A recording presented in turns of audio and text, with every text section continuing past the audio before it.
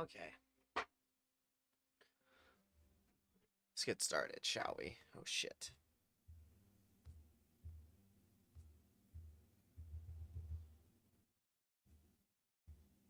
Okay, this works, right? Yeah. All right. Yo, what's good, gamers? I should record this. Yo, what's good, gamers? What's good? My name is Dr. Ryan Terrell, Psych Sensei, and welcome to the stream, baby.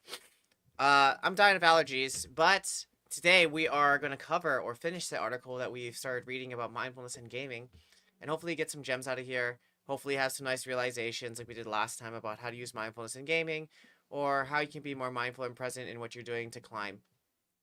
As always, if you want to learn more about me, please visit my website, psychsensei.com. And if you want to touch base, since I don't have Discord right now, fill out a free consultation form, and you and I can sit down and figure out a time to get to your next win condition, your next peak, or whatever. I always love those free consultations. So hit me up at psychsensei.com. And as always, this stream is more for all of you. So if there's things that you're wondering about, if there's things that you want to discuss about esports and psychology or whatever, take me on a ride, bro. Distract me. That's what I'm here for. Okay. Let's jump into it. Let's jump into it. All right, that was from last week. All right, so we are continuing our discussion on mindful gaming, how digital games can improve mindfulness. Just using this as an article to jump off and talk about whatever we want to talk about, baby. Okay. Let's put it bigger here so I can see everybody and everything. All right. I think we're in point 4.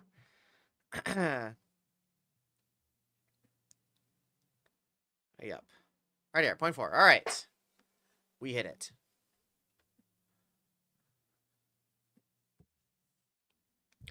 This dimension of mindfulness portrays the encounter. Okay, mindfulness 5, acceptance. I think this is really huge in general. I'm not saying that acceptance is like, I accept that this is how it's going to be forever and for always. I just accept that it is like this for now. And if I don't do things right now to better my position, I must accept that this is forever how it will be.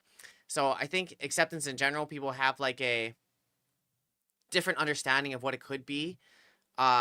Because I think the whole purpose of acceptance is if you don't accept things how they are right now, you can't make objective decisions, thoughts, or perspectives or whatever to make it better. Because if your perception is, I wish it was something else, I don't like where it is, it makes it harder to move. So just accepting that you are here right now. That's it. All right, this dimension of mindfulness portrays the encounter of experiences with an accepting attitude and without judgment. I think that is the biggest thing. All right, I'm here right now. I'm not judging if this is good or bad. It is what it is. How do I get to the next place? How do I move? Moreover, it involves a self-compassion orientation towards oneself. I like self-compassion. The lack of beating yourselves up. That's where I would put it. For example, being kind to oneself in difficult situations, such that personal mistakes are accepted without blame and resentment. How often can you truly say that you do that? That when you make personal mistakes, you accept them without or resentment? Because, I mean, I feel like for most people, when people make mistakes, the number one person that they have to, like, not blame is themselves, or the person that, like, beats them up just good enough is yourself.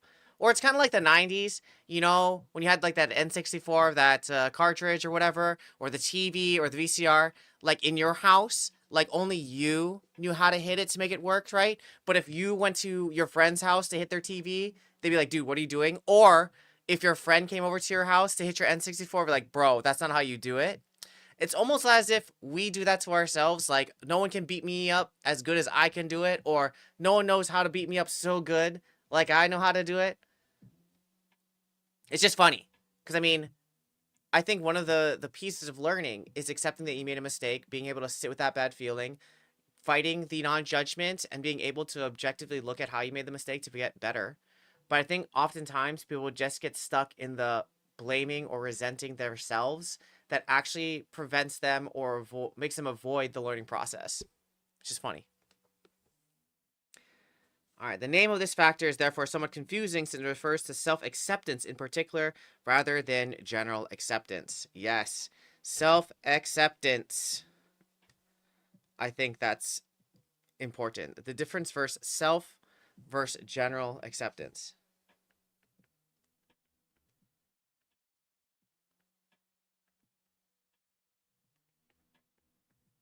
I'm not saying don't try to get better and don't try to better yourself. That's not what I'm saying at all. I think it's really important to better yourself and to strive to be better.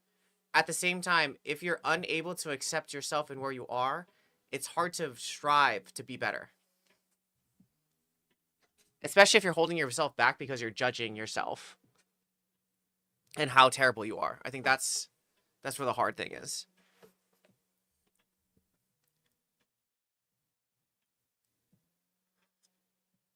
Because it's kind of like, from a different perspective, well, I'm this way. I'm this way forever. Why should I change? You know? That kind of vibe, at least it seems to be. Okay. McEwen studied the effects of facial cues on self-criticism, which an outcome behavior is of slow compassion and acceptance. Okay. This measure for self-criticism that was used in the forms of self-criticism reassurance scale, there's a scale for that, which measures self-criticism versus self-reassuring, of which the latter is identical to the acceptance factor. The stimulus set that was developed for this study is currently being tested as a self-compassion game, which is believed to be an effective candidate to increase acceptance in the context of mindfulness. I'm interested in this game. Results showed improved measures in self-reported well-being, including self-criticism. In this game's evaluation study, 125 participants played the game for over 2 weeks for 5 minutes daily. Wow, that's it. Results revealed a significant increase in self-criticism and self-reassurance after playing the compassion game.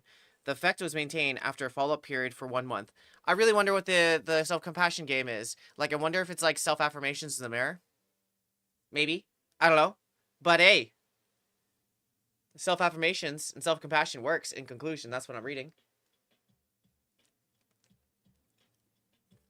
This banana is definitely too ripe. And I'm sad about it. But we need to get 8. Yeah. This banana is just straight mushy. But it be what it be. Acceptance. I'm not judging the banana. I'm just accepting that it is mushy. And we're eating it.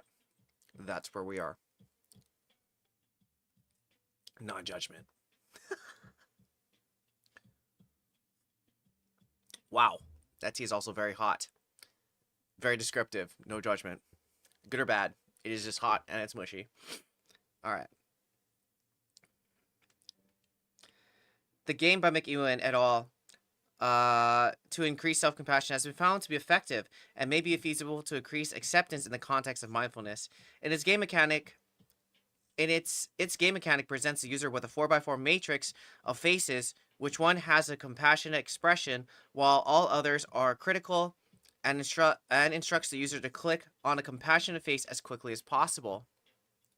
Interesting.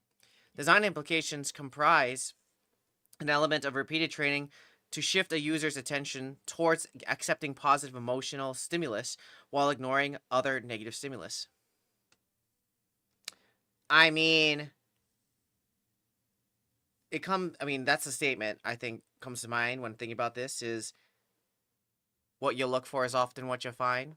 Because, dude, honestly, if this study is literally making you pick out compassionate faces versus negative faces, and just the mere act of picking out more compassionate faces makes you more compassionate to yourself, isn't that just like another example of how strong your brain is, of like what you're looking for, and how often when you look for that thing to confirm what you're looking for, it actually is true? For example, like if you're looking for the negative things, you find a negative face associated with the thing, you're like, I knew it, versus, okay, let me find the compassionate face, and then I'll find all the compassionate things. It's just another example of how amazing your brain is, like, better than Google.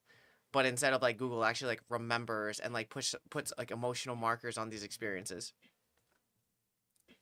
Time pressure, point systems, and leaderboards are believed to increase motivation and performance. I mean, if you gamify the thing you're looking for and shape your own behavior by doing so, sounds like it reinforces it more. But that, okay, from here, it's really interesting because it's like, all right, how often do you actually find or look for your points of improvement versus after you set up your experiment, you're just thinking, ah, that's supposed to happen. I think that's really interesting because if you're the supposed to happen kind of person, from a different perspective, you're like robbing your joy or you're breaking the learning process by not giving yourself the reinforcement recognition that you need to continue to move forward or understand that you're progressing and like get that little hit of dopamine, right? You're like almost withholding the reward because that is supposed to happen. So I mean, if from that perspective, it makes sense of why you're not motivated to persist because there's not a yay thing that your body craves and is designed to look for to make sure that it's doing the right thing. Instead, you're just like punishing yourself more and you're teaching yourself to avoid or not want that recognition, which is weird because you're fighting against biology, you know? Just a different perspective. Okay, 3.6 mindfulness, factor 6, relatively relativity of thoughts and beliefs. Oh my god, there's too many vowels. Relativity of thoughts and beliefs.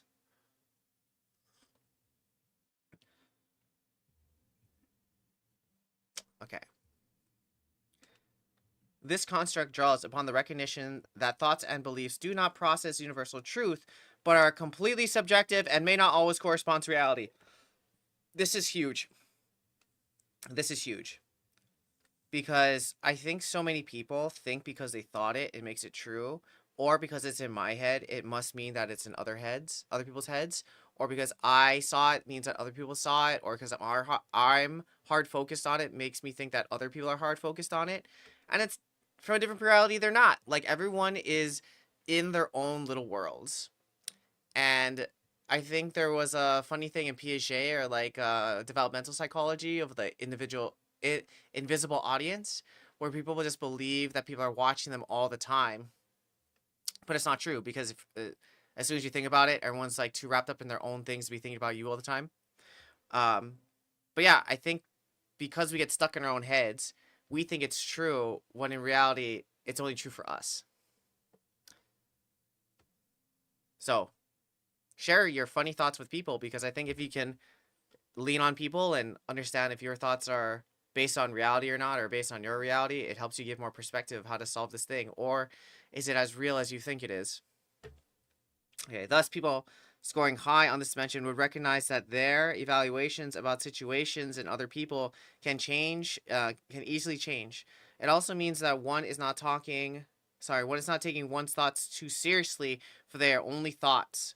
They are only thoughts. This is a very act-based thing. Where you're taking your thoughts, you're realizing that they're only your thoughts. You don't take them too seriously. It's really, really important.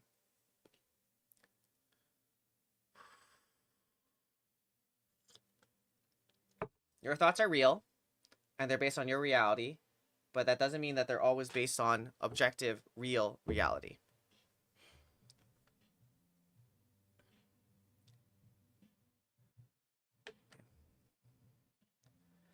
A game-based approach to increase relativity of thoughts and beliefs might be to put the player in the shoes of somebody who perceives the world differently. Interpreting reality as a virtual character might promote realization that there are different realities and that beliefs are subjective as well. In the text-based adventure game Depression Quest, 50 players control a depressed avatar and experiences events through his or her eyes. Furthermore, the game shows the limitations of actions that results from the avatar's interpretation of reality. While Depression Quest is a good example for confronting players with different thoughts and beliefs, the content of this game is generally negative and thus might have negative effects on the player's psychological well-being. Yeah, I mean, it's in the title, Depression Quest. I wonder what that quest is going to be about. Anxiety. No, no, no. I mean, sure. I think if I was going to apply this to games in general too, it's like when people go over VOD review or when people like don't understand what different people are doing in the game. For example, like in League of Legends, like what top is doing, or what jungle is doing, or the mid is doing if you're ADC. Like, I think it's really important when going into these different discussions to understand or come in with the expectation that these people are saying their thoughts or their beliefs from their character's perspective. From a top base perspective, this is what I'm seeing. And then from a top space perspective, that's where the overlay of values, good and bad, get implied or used. So from a top space perspective, this play may be good or bad because of what they're focused on, what their value is, how their character wants to play the game, and how the game looks like from their perspective. At the same time, that play might not be really good from a bottom's perspective or an ADC's perspective because of what their different goals are, maybe their competing values, and how they're trying to live those goals and values out during the game. So I think where people get in trouble is that when they're having these VOD review discussions, they're only able to see it from their perspective versus a coach, where a coach can probably see it from multiple perspectives and understand why people are doing things, but their job is to make sure that they can play the game, them being the team, with the same idea, with the same identity, with the same set of values as a team, and then understanding how they'll live those team values out from their perspective. But where I think people get stuck is that when they're unable to understand what that perspective is from their teammates, they say that their teammate is bad. Right now they're judging or they're putting value on what their teammate is saying versus understanding their perspective and angle that they're coming at it from. I think even like that's what causes, I guess, tussles and friendships also, is like you're seeing the same thing, but you're coming at it from two different perspectives with two different value sets. Although the values may be similar, the prioritization of those values and how those values get lived out, excuse me, may be completely different. So, how can you reconcile these perspectives, these ideas, these points of views? But I think the first thing to understand is instead of going in it with judgment or resentment, as this article says, I think it's really important to come in it with an open mind and also understanding that you're seeing it from your reality that may not be reality itself, but it's based on a reality that we're creating together.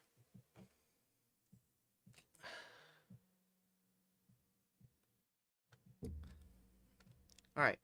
A game-based approach to increase. Okay, that's not. We won't go there because we don't want to play Depression Quest. Lol. Illustrating human susceptibility to false beliefs can be achieved by the experience of illusions. Visual illusions, in particular, often used in the classes of cognitive psychology, show students how the manipulation of attention and beliefs alter perceptions. The bridge. Players have to walk through different levels that look like visual mazes to reach the exit door. Perspective and presentation of forms is also ambiguous and simulates the player's interpretation of the game world. Controls of the bridge comprise the avatar's movements and rotation of the world, letting players experience the relativity of perception and misinterpretations of situations is believed to increase the mindfulness factors relatively of thoughts. Mindfulness factor relativity of thoughts and beliefs. Training relativity Training relativity of thoughts with digital games has not been undertaken in any research in this field will be pioneering. Through taking a virtual avatar's perspective and experiencing illusions is believed to influence the factors positively through the development of experiential knowledge about the violating of his thoughts and beliefs, interpreting the interpretation and self-regulation. As in the bridge, a stylized cartoonish visual style may be appropriate, which also which allows easy manipulation of forms and shapes to create a visual illusion. Yeah, I mean, I think the same can be. Let's see if I can bring this on stream. Okay, so I like what they're saying because I do agree. Visual illusions, I show this in Teams all the time. I think they're really good because I believe it like shows. I believe that it shows different ways of seeing and being. Okay, here's one. Okay, I like this. This one. This is another favorite one of mine. And then there's one more. This one. All right, let's see if we can run through them really quickly. Okay. Okay, why? Okay. We'll go through some of these because this one has like a bunch of them. Okay, let's see if we can capture the window.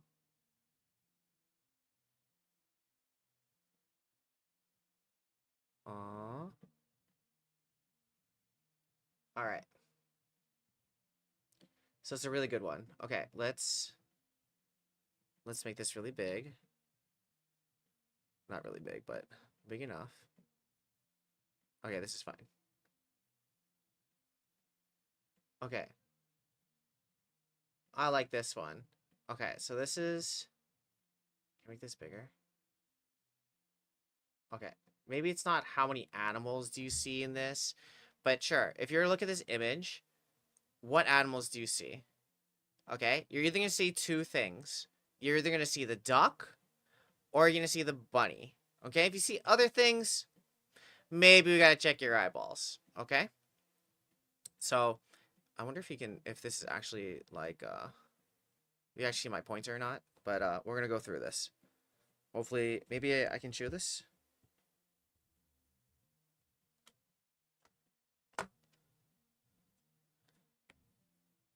Okay, it doesn't work. Doesn't work. Unlucky. Okay. All right, maybe I need to show it here. Okay. I wish you could see my pointer, but we're gonna do our best. Okay, so you're gonna see a duck or a bunny, okay? If you look, if you see the bunny first, all right, on the left, you're gonna see its like ears, okay? That's the back of its head. And on the right side, you're gonna see its eye, and it's looking to your left. Your left. It's looking this way. Or mirrored, it's looking this way, okay? Or maybe not. It's looking this way. This way. This way. Oh my god. Maybe I do need to show this. Okay.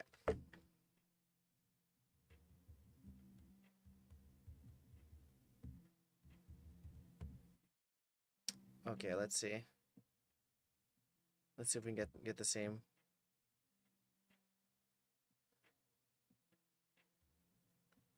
Okay. Maybe we do this instead. Thank you. Window, we do not need you anymore. Oh, we do that one.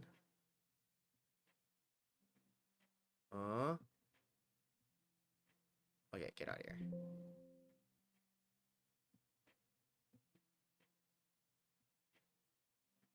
Oh, I'm messing up my stream now. It's okay. Okay, now where is... Uh...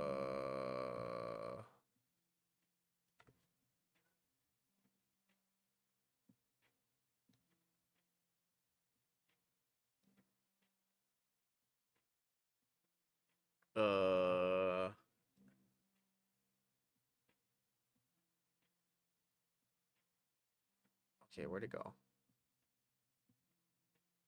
Okay, maybe we fix that then. Okay, that's what we're doing. Okay, perfect.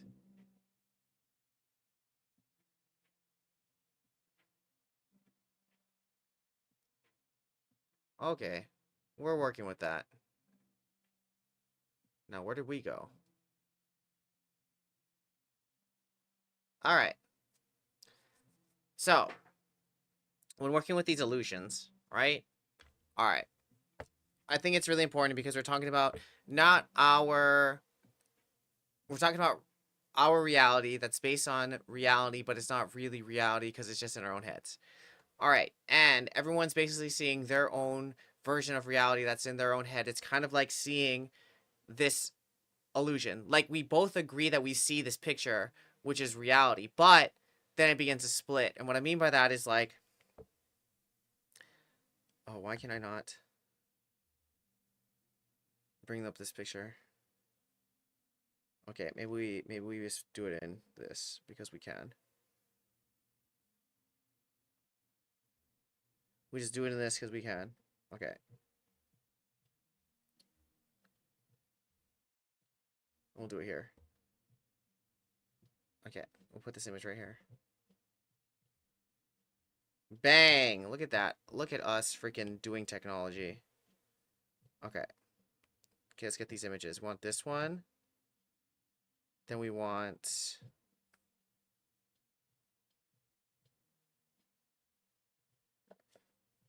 Then we want this one. Where is it? Then we want this one.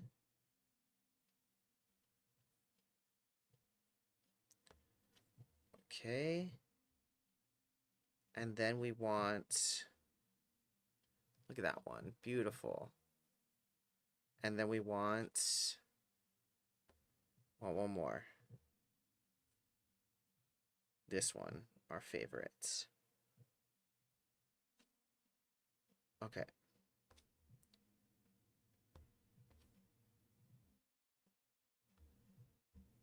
Wait, why can we not add a page?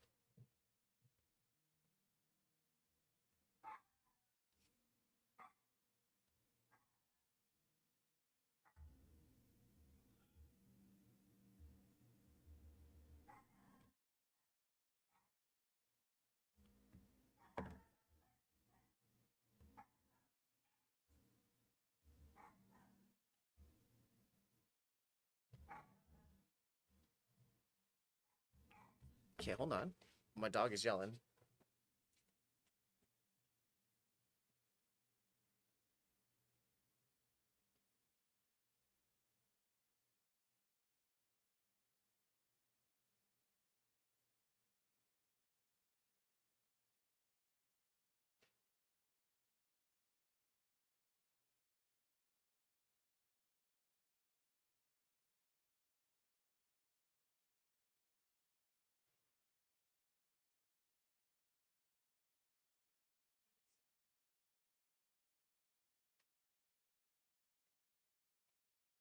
Okay. He's fine. He is fine. All right. All right, so why can't I make more pages? All right. No need make pages. Okay. So this is what we're talking about here. We're talking about these three images, and we'll go over why these three images are really important. I wish I could make new pages, but we're being gatekept on pages.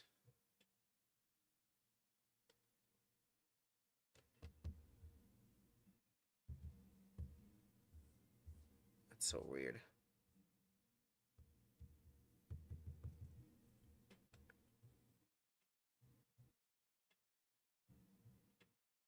Why are we being gatekept on pages?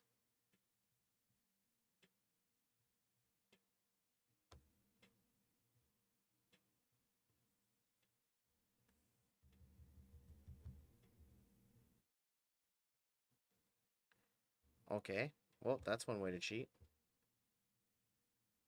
Okay, let's duplicate again, because then we can delete,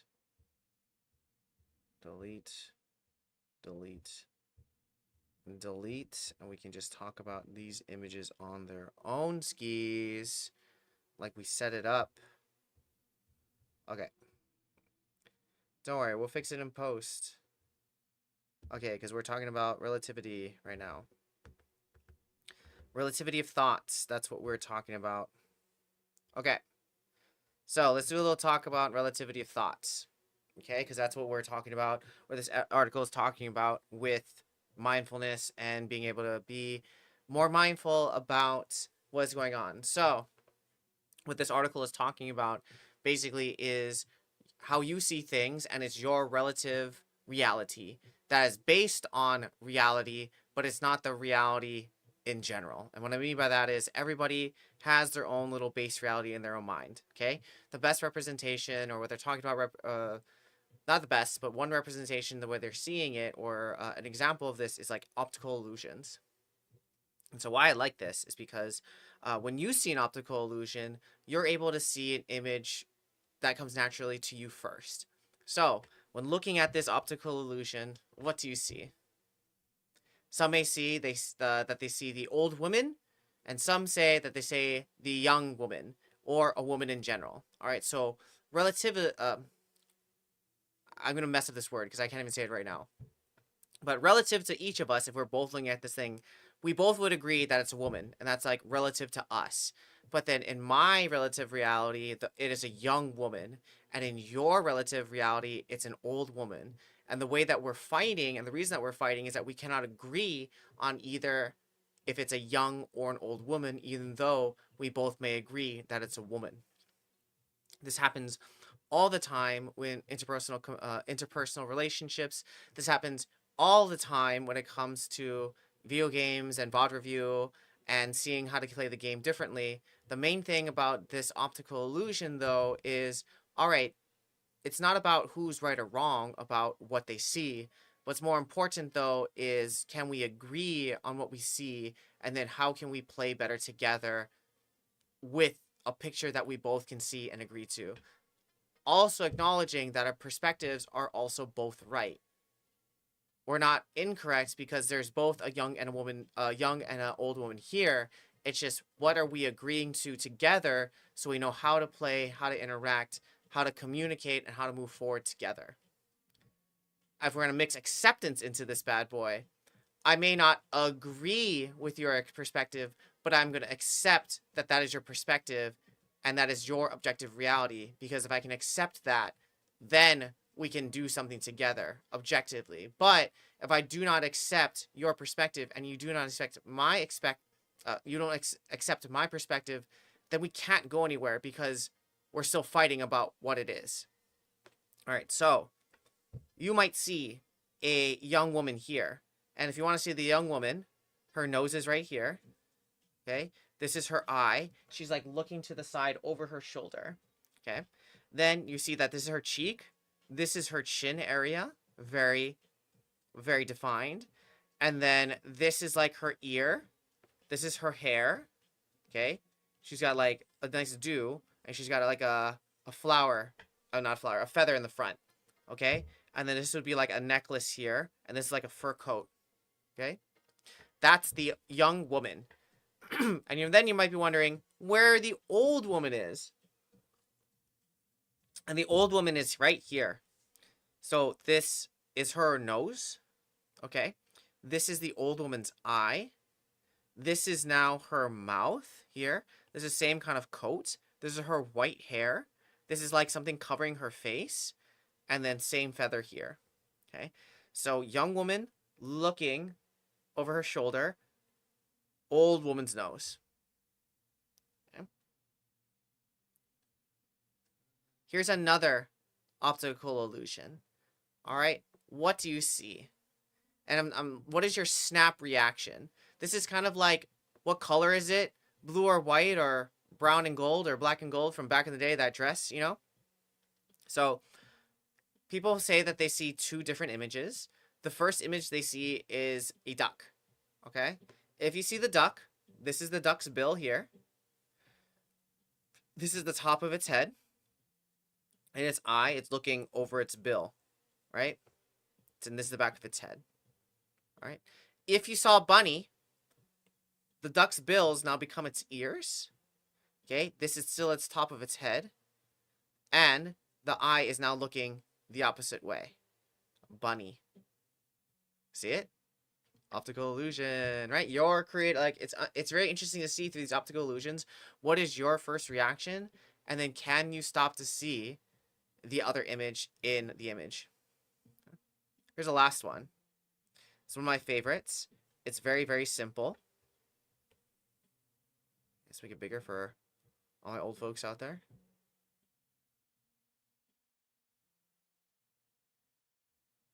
Okay. What do you see in this one? Okay. People are either going to see, typically, they're going to use the negative spaces and see the faces. So a nose, eyebrow, eye, nose, mouth, chin. Same thing. Eyebrow, eye, nose, mouth, chin. Or they're going to use a positive space, the white, and see like a chalice, a candlestick, a cup, something in the middle, right? So if you can see both of these, and it's really interesting to see and hear who thinks who is wrong and who is right. And I guess for each person or each perspective, they're correct. If you use the negative space, yes, you're seeing faces. But if you use the positive space, yes, you are seeing a glass or a candlestick or whatever. Here's the thing. Both of these perspectives are correct from their own perspective.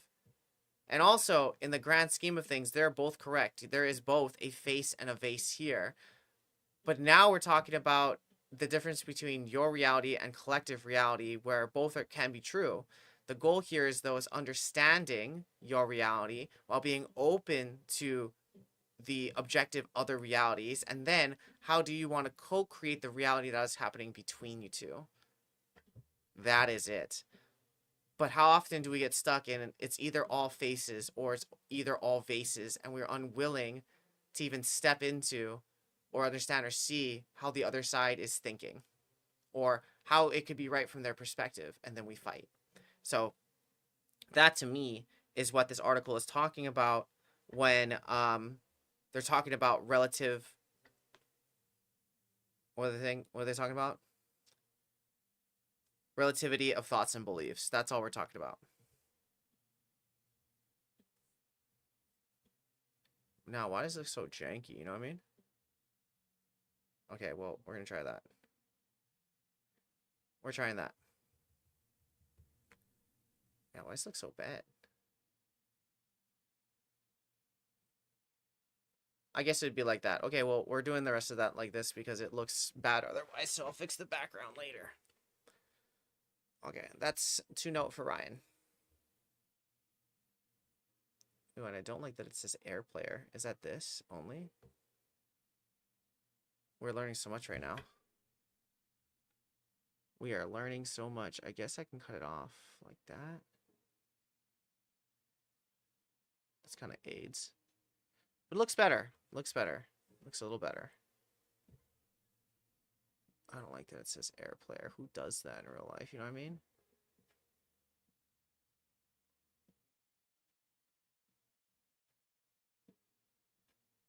Okay.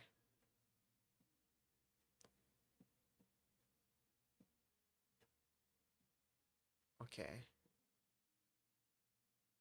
It's the little things in life.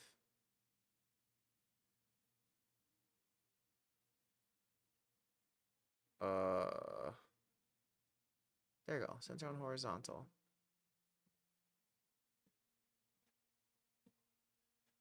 All right, perfect.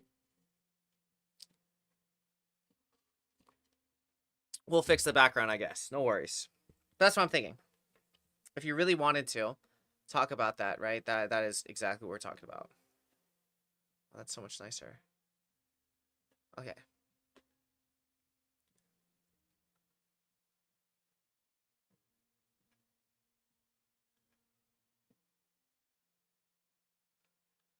Let's go.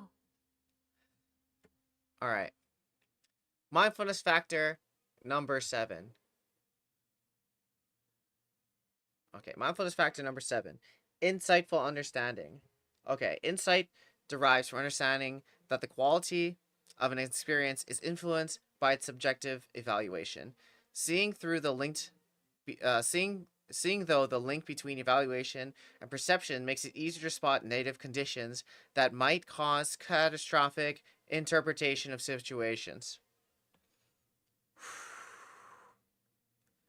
Quality of experience is influenced by its subjective evaluation. Okay. Yes. And seeing the through the link between evaluation, excuse me, Evaluation and perception makes it easier to spot negative connotations that might cause catastrophic interpretation of situations. Getting very sad or angry because of a small challenge. Yep. Hence making it possible to counteract. For example, just by smiling, taking a deep breath, and reassessing the situation. Yeah, who does that? Who makes it like who does those things to take a moment to reevaluate? And I mean, that's why they're saying like time makes it easier to give perception. And it's really funny, kind of think of it, like using this thought. I did research, right? Like I did research literally looking into what to tell teams when after a big loss. Like how to help teams mentally bounce back from hard losses. Guess what information I found out there? Like what's the magic bullet? Like when a team is down and all depressed and things, like how can you help them or what can you say to make them feel better in the moment to like get over that hard loss? Do you know what I found? Nothing. There is literally nothing you can do to take that sting out of the hard loss or not getting what you want or getting your goal denied from you. Like there's nothing you can say or do in that moment to make it go away. In fact, all the research that I found kind of talk about this. And what I mean by that is like how can you make sense of it and see it from a different perspective and use it to help you go forward or to make sense of it to help you continue to pursue your goals and stuff like that. I found other things that saying like, yeah, if you're sad after a loss, that's good because that means you cared. Fine. But from a different perspective, that's all you're doing is you're shifting your perspective and making new meaning from the experience. That hard loss is going to suck and there's not much that you can do to take the sting out of it. Like it's supposed to sting. You're not supposed to avoid that feeling. In fact, you're supposed to embrace that feeling. The most important thing, though, that research is pointing to is what do you do with that feeling after you experience it that actually makes it more valuable or not? So that also leads into things like closure after a breakup or closure after a season or a team goes boom or things that you don't like. But if you really think about it, again, closure never comes from that person. Closure never comes from more information that you can get. Closure just comes from you accepting that things didn't work out or you accept it and make new meaning out of it so you can move forward. And from that perspective, the closure comes from you, not from somebody else. And also, if you take that perspective, closure then becomes a power and control move versus a different one and puts more power and control into your own like sense of being, you know? But literally that's the funniest thing because like that's all this is telling you is that you make meaning from the thing, thus you're more mindful of what it is and then you're able to move past it versus not going through the process and it's continue to suck, you know? All right. Okay. It is probable, it is probability, it is probably very insight, it's probably this very insight which causes the diffusion of highly intensive thoughts and emotions, which is supported by the fact that this factor was found to have the highest correlation with emotion regulation as the preliminary version of the Chime questionnaire. Wow. Okay. So that's really, really interesting because now we're talking about if you are able to understand what you're going through from a different perspective, it helps you emotionally regulate or chill yourself out or recenter you or detilt you or whatever. But it comes from you understanding and making a different meaning from it. So, for example, that's like a reframe of like seeing being hard stuck as not something forever and always, but it's a place of purgatory where you need to learn the skills to be able to climb. And once you're able to see that, maybe it's easier to get through the loss. Maybe it's easier to understand what you're doing, what you're playing for. But that only comes from you being able to see something from a different perspective. Because, I mean, from a different perspective, once you're able to see something differently, it is. You know, for example, when something I'm thinking about is like when you're trying to change a habit, for example, quitting smoking or not eating past 10. They don't say like, "Oh, I'm trying not to smoke" when they offer you a cigarette like, "Oh, no, no, thank you. I'm not smoking." Or "I'm trying not to smoke." You get better results if someone offers you a cigarette and say, "Oh, no, I'm not a smoker." you know, or sorry, I'm not a dieter, I don't eat after 10, right? So if you're able to identify with that thing and saying yes you are or are not that thing, then you're more likely to do that behavior. So just thinking of it from that perspective, I'm not a tilter or I'm a strong mental person. If you're able to make this distinction between what you are versus what you're trying to do, it switches your mindset because that is who you are, and who you are does these things versus I'm still the same person trying to do things differently. Interesting. What's good, lazy player? I see you, baby. I see you. I see you. Hope you're doing well. See you playing League this weekend. Hope it was better than my Draven game. I had this very vivid dream that I was playing Draven, and I was smushing playing Draven. I was like, you know what? Maybe it's a sign. Maybe Draven's like the fix to my ADHD, and I'm going to like learn how to toss axes and catch them, and then do CSing. And you can guess, if you had to guess, how that game went. Not very well. It was a lot, and it was too much for my ADHD, and I don't think I needed all that. I just probably should have played Caitlyn or something easy.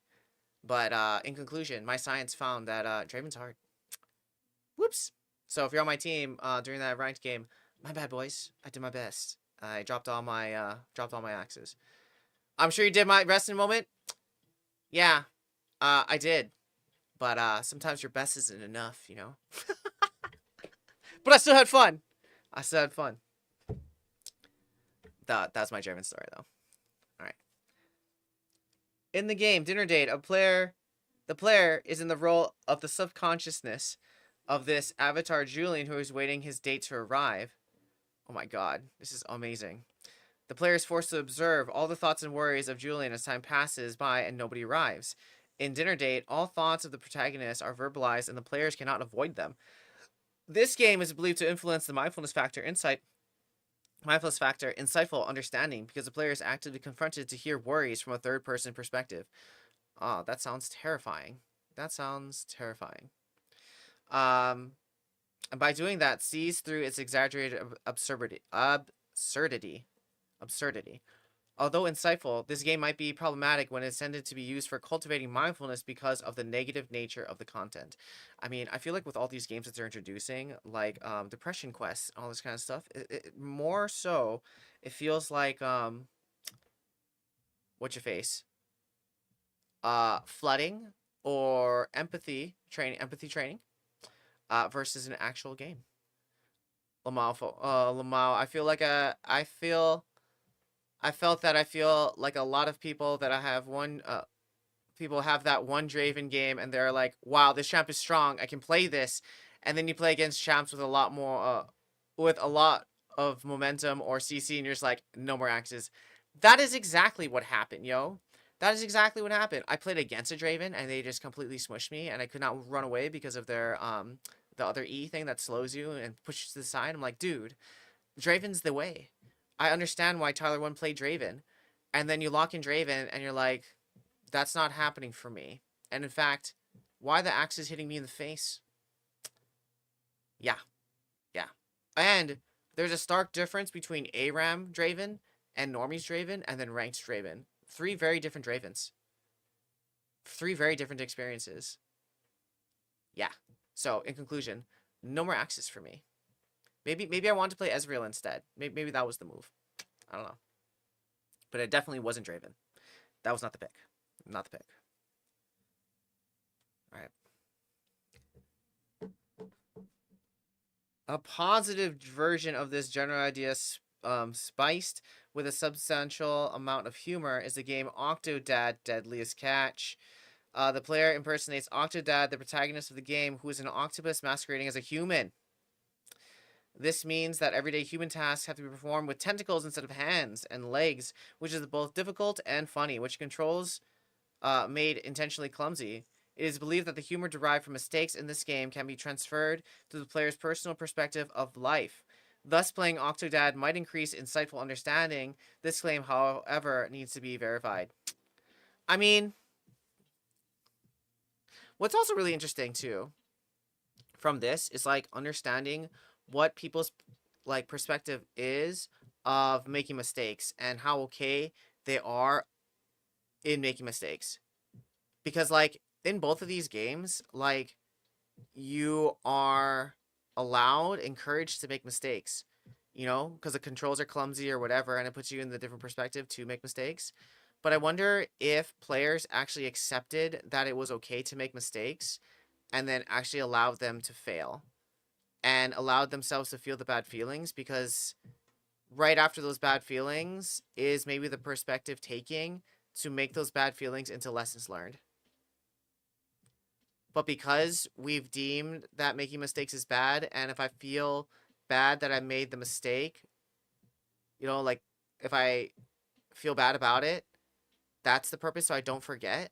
But then people just don't forget how terrible they felt, and they don't remember the thing that they wanted to change for next time. Or they remembered like the people's elbow they gave themselves to the face and how bad that felt versus how they actually want to do better for the next time. And then, even more so, when they do change for the next time, they don't also give themselves that little pat on the back, be like, you did that, you changed, way to go. It's kind of like that was supposed to happen. And then again, all you really remember is the elbow you get, like the elbow or pain you gave yourself versus the actual process of you being able to change for the future. Interesting. Okay. No scientific exploration have been conducted to research this intersection between games and insightful understanding. To influence this factor, the game Octodad is believed to be a promising approach by making the player's life see life with ease. I guess implications for design focus around the unique character of Octodad. The key effective element of this game is believed to be its dynamics, which is the challenge of control that cause unintended results damage in the game world, while the system is very forgiving.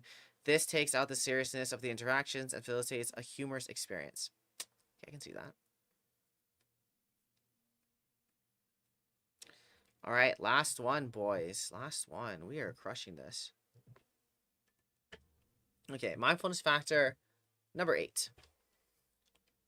Acting with awareness. Central to this factor is that the mental focus stays in the moment and does not wander away to reflections about the past or predictions about the future, thus being fully conscious of the here and now. That's at the end of the day what mindfulness is how in the here and now, in the present, can you be? And all the things that we talked about earlier are just things that take away from that. The thinking about the meaning making, the judgments, the oh no's, the what ifs, like all those things make you move either to the future or to the past and take away from the right here and meow. Okay. It implies a high level of concentration with everything that is performed and indirectly refers to a high performance, but does not be but not being distracted with thinking. For the purpose of sustained focus, Rewire was developed as a support tool for mindfulness meditation practice. It addresses the significant challenge for meditators, especially novice meditators, which is keeping the mind from wandering off, i.e., keeping sustained attention on the current experiences. Rewire is used during meditation, and the meditator places a smartphone on his or her lap and wears headphones. The app plays music at random short intervals. The music slowly fades out, and when it completely disappears, the music must tap on the screen, causing music to slowly fade in again. Interesting. If the user does not notice the fade out of the music, the smartphone vibrates. Interesting. Is this an app you can have? Let's see. Let us see. Rewire. Oh. Whoa. Nope. Rewire now is a corn addiction. Huh.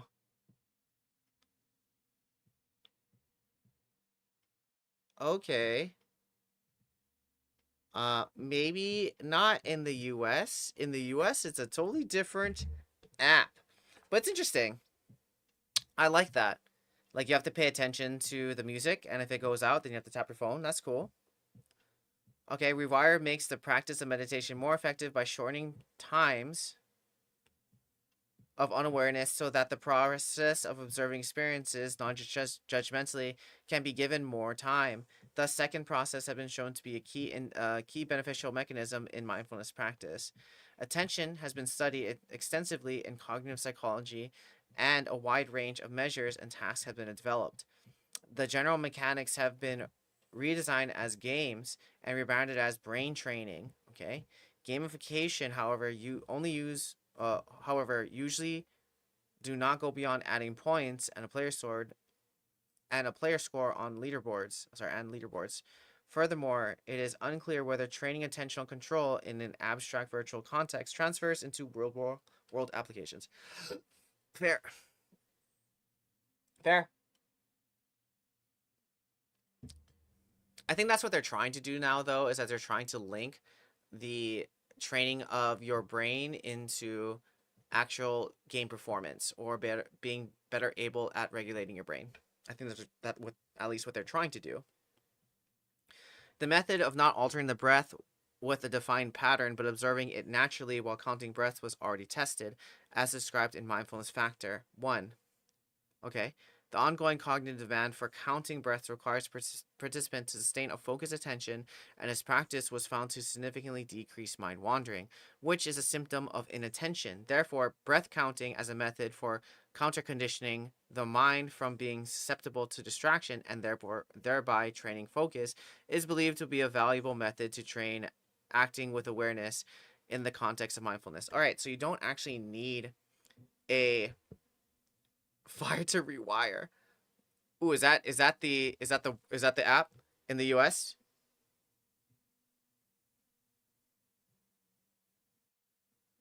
Is that the app? No. But I like the analytics, the alliteration.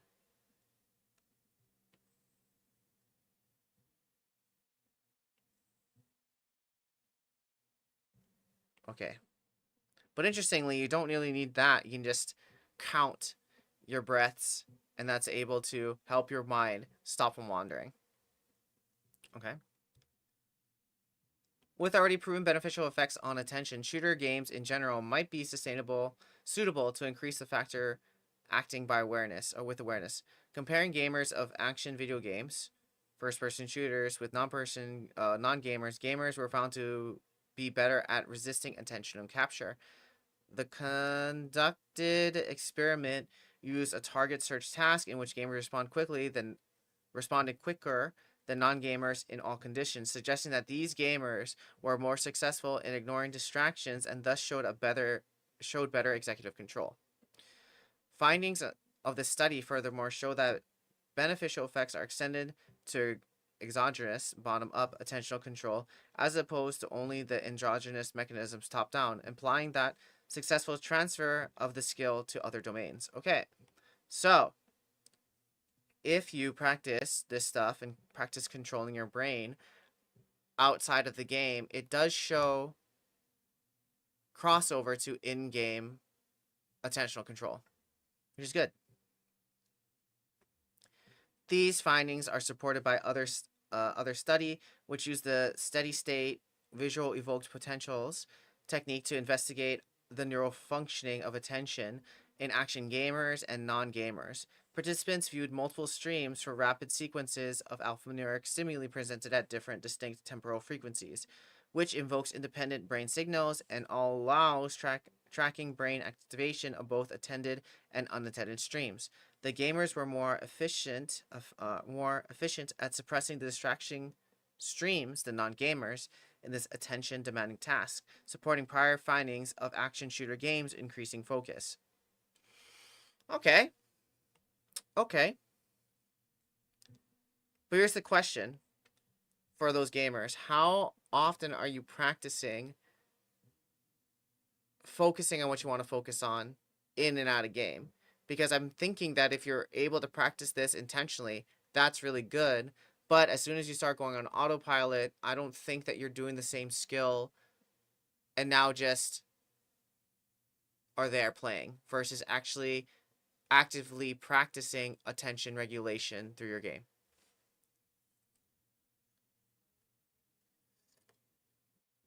Okay, another study using the test of very attention, the TOVA, confirmed the positive effect of action video games on sustained attention.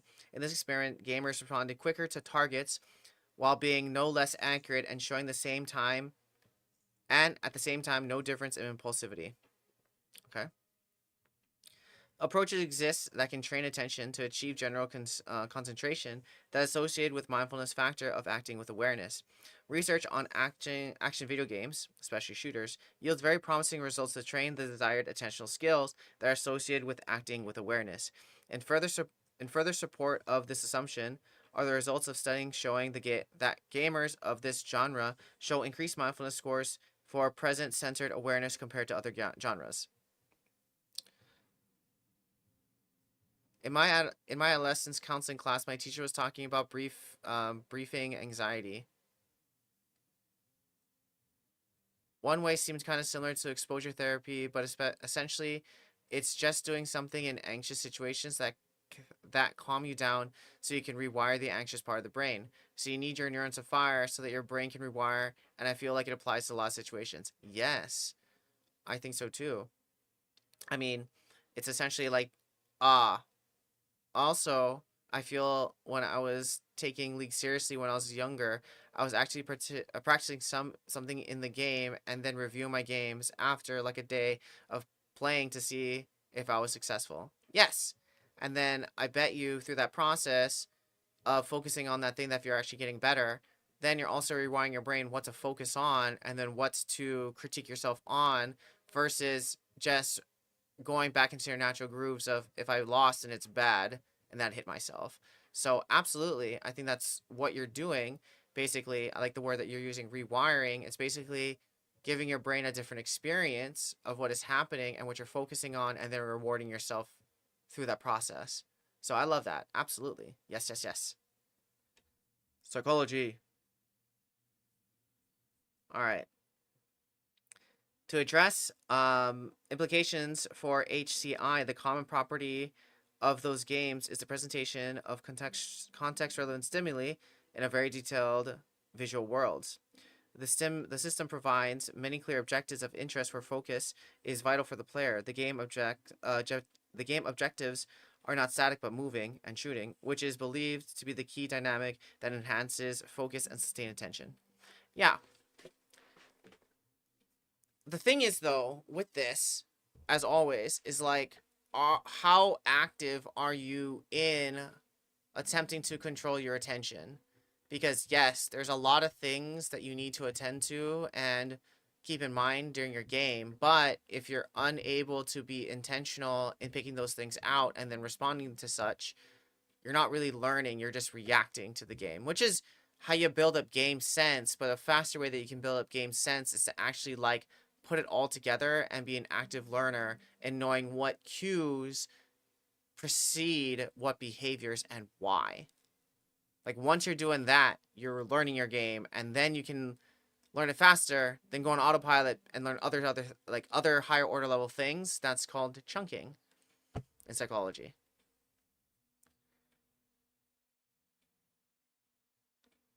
All right, so let's get some gems here. So we talked about relatively this one. So I'm gonna copy this. We talked about this one. Oh.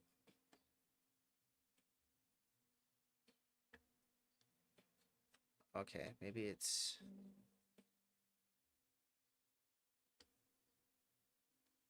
duplicate this. Now work on this. I will cut. And then I will paste. Nope. That's not what I wanted. Cut. Okay, then I'll go back this one. Okay. So we are working on this. Oh, we start on acceptance. Okay. What I liked what they said about acceptance is that it's not general acceptance that we're talking about. We're talking about personal acceptance. I think that's key. Okay, so under this, I would say it's the difference between general acceptance versus personal acceptance. Okay. And the reason why I think that's really massive, oh my god, look at the acceptance got. Maybe I just rewrite this for the. Okay, maybe I'll put it here. It's general versus personal acceptance. All right, why I think this is really, really important is because I think when people think about acceptance, they're thinking more about the general acceptance of things. Like, this is how the situation is, this is how the game is, this is where I am, which I think is important. At the same time, what I think is really cool is that this article highlights the personal acceptance of this is where I am right now. This is what I've done. And because of this is the thing that happened. But why I think personal acceptance is really important is because even though you're not where you are, sorry, you're not where you want to be right now, it doesn't mean that you're terrible for trying or the situation is worse because of things that you did. It's just more important that you take that personal acceptance of like, I did those things, and because of those things is where I am, and what can I do to get better? Because I think once we are unable to accept who we are, that causes us to do things because we want to be something different, but it prevents us from changing the mindsets, core beliefs, the core values that actually allow us to do those changes long term. I think when we talked about it, it's kind of like saying the difference between I'm not a tilter and I don't tilt, right? So if you're saying I don't tilt or I'm trying not to tilt, you're going to do things to prevent that behavior from coming out, or you're going to be more sensitive to when that behavior is happening. But because we may not have changed the core values or beliefs, our perspectives and understanding of who we are and what we're doing still remain the same, versus changing them completely and saying, I'm not a tilter or I am a mentally strong person. Okay, you're probably going to do things then that a mentally strong person would do or someone who is not a tilter would do. And then the behaviors would be more long lasting because you're not changing the behaviors, you're changing the identity, and then the identity affects the behaviors. So I think that's really, really important, even thinking about longevity of changing and what you are accepting and what the non acceptance causes you to do long term. So I think that's point number one. All right. And then after that, we talked about this.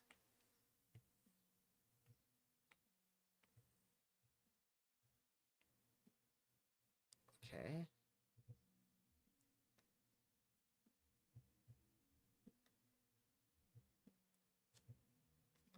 Okay. All right. Thought number dose. Let's make this a little bigger because it's small. Okay. All right. I mean, I think with this one in general, mindfulness, uh, relativity of thoughts and beliefs. Okay, so I think this one is,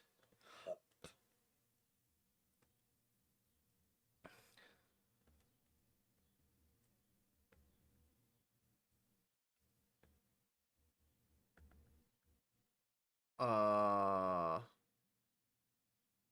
e.g., um,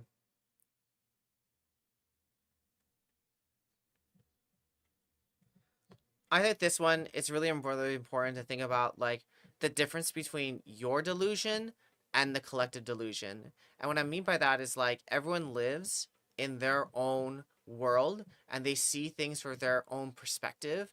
And that's what causes them to get stuck in what is real, what is possible. for them. And I think what's really challenging when it comes to games or things like that, that you get locked into your perspective of how to play the game or how the game should be, and that prevents us from being open to hearing other people's perspectives or seeing different ways to play it or understand it to unstick ourselves to do things differently. This is most commonly happens in like VOD review or talking about your friends about how to play the game, because although you may see things that you guys are both playing, for example, League of Legends, the your delusion of how to play League of Legends may be clashing with the collective team's delusion of how to play League of Legends, and that's where we're getting stuck.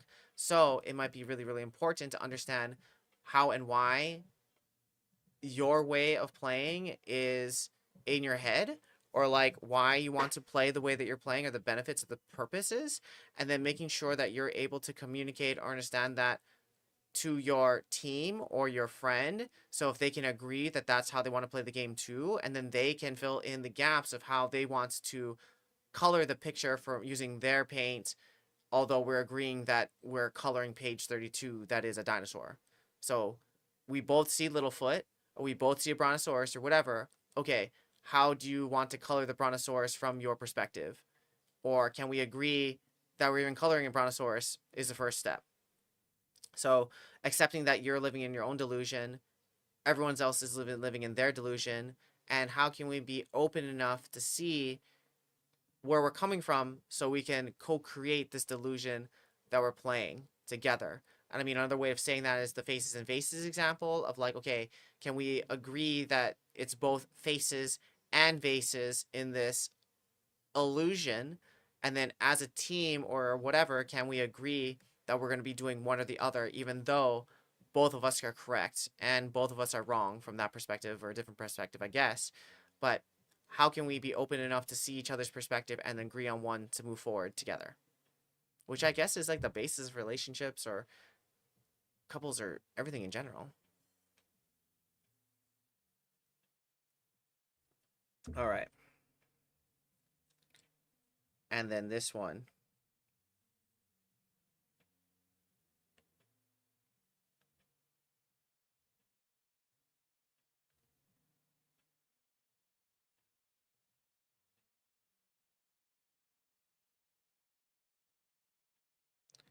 Well, I am different sizing all these things, but it's fine. Okay, which one was this one? Ah, okay. I think it's really important. Okay.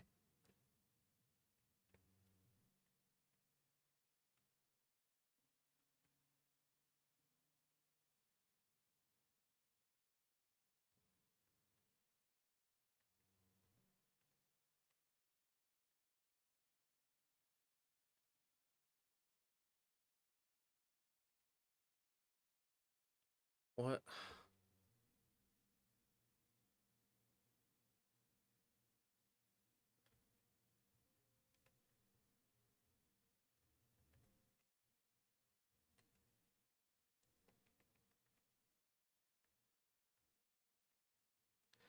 All right. I think with point seven, insightful understanding, what I got from that one is like, however you interpret the experience, it was. And how often do our values, our judgments, and our belief color the experience, and is forever from that perspective that one way? And so it kind of makes me think that that quote of "I thought, therefore it was" really rings true here. And really, it's, if you really want to change your interpretation, if you really want to if you really want to change your perspective, if you really want to change your experiences, think back to how you made sense of them, of that breakup, of that really hard loss, of that conversation, of that game. Like, how did you make sense of it? Was it a waste of time? Was it something you never want to forget? Was it something that you wish never happened? Was it a defining moment? And if so, what kind of moment was it? And my thing is, if you can see that thing from a different perspective, if you can make a different meaning from it, I bet you when you look back on it, it's going to feel different. It's going to be used differently. And when you remember it, it's going to be something else than it was. but that only comes with time and perspective and your willingness to see if that's something that you really want to change. But basically, however you perceive something, however you experience it or made meaning of it, that's how it will be. And yes, time changes those perspectives. Yes, time does give you some grace and can give you some different, kinder eyes to see it. But it's really interesting how you make sense of things. And so, even in your games, even these values that you put on yourself, how did you make sense of it and how does it affect you? That's what I'd say is that one. And then last one.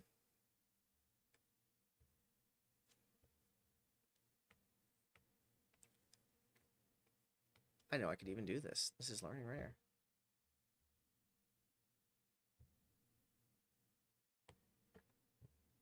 And the last one.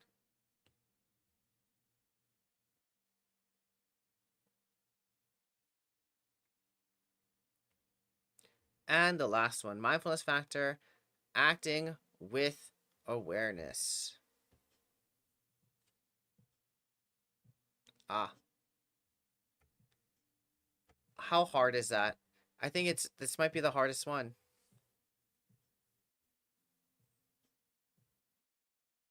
And what I would say for this one is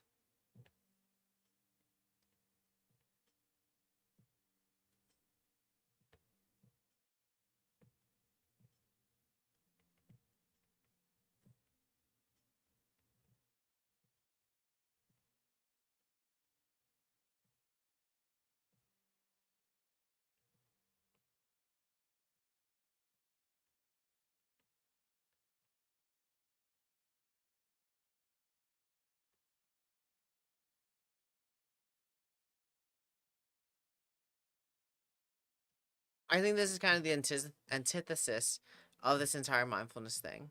I think it might be one of the hardest things to do in general with mindfulness is be here in the now.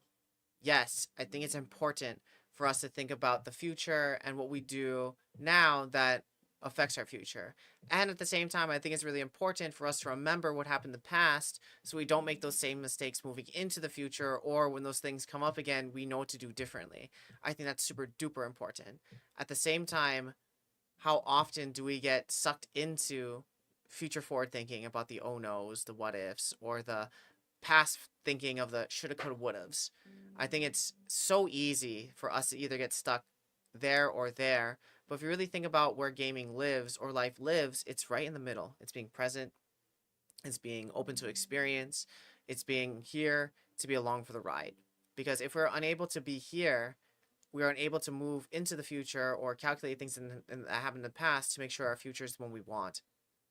Or if we're afraid of what's going to happen, we do avoidant behaviors to make sure that things don't happen like that in the future.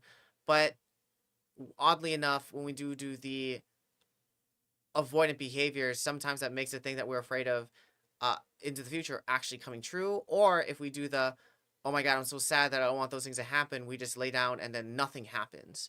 So to be here and now and into the present, I think it's really, really important, to know what the purpose of the thing that you're doing. Like, what's the purpose? What's the intention? What do you want to get out of this experience? Because if we don't define that, it's hard to make sure that we get what we want because I'm just here, I'm just doing it. I'm on an autopilot versus, hey, I really want to make sure that I'm able to learn this skill. I really want to make sure that I'm able to do this mechanic, this theory or whatever, and then see it. Versus I just want to play some games or I just want to win or I just want to, I don't want to lose my games, for example. I think once you're able to set the purpose, the direction, be really intentional about the expectations that you have about what it's going to be like. So, for example, it's going to be easy. It should happen really quickly. The game should be really fun. I don't know. Whatever expectations that you set, just be mindful of them because, hey, maybe we may need to reset some of the expectations, or maybe those expectations don't go with the goal.